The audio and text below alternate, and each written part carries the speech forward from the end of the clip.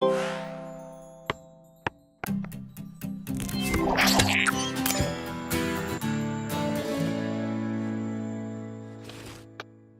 sont les effets d'une translation sur une figure? Observons d'abord une situation familière. Une personne prend un escalator.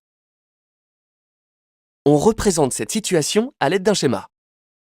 Et on suppose que la personne reste immobile entre le moment où elle monte sur l'escalator et le moment où elle arrive en haut.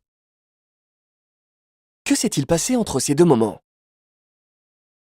Sur ce dessin, on voit que la personne n'a pas changé. Elle n'a ni tourné, ni été déformée. C'est comme si elle avait glissé du bas de l'escalator jusqu'en haut. On dit qu'elle a subi une translation.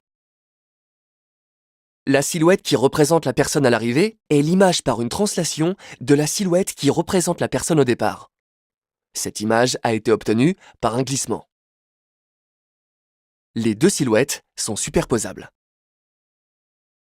Voyons maintenant comment construire le translaté d'une figure, c'est-à-dire son image par une translation.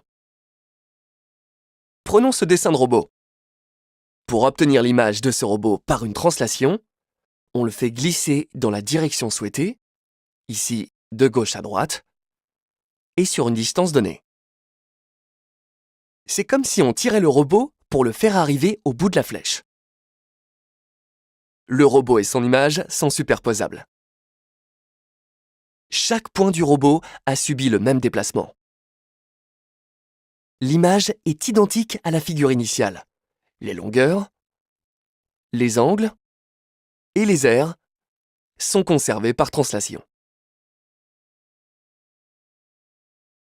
En répétant plusieurs translations, par exemple vers la droite, vers le haut, ou encore en diagonale, on peut obtenir un pavage. Voilà! Tu sais maintenant identifier une translation et tu connais ses effets sur une figure.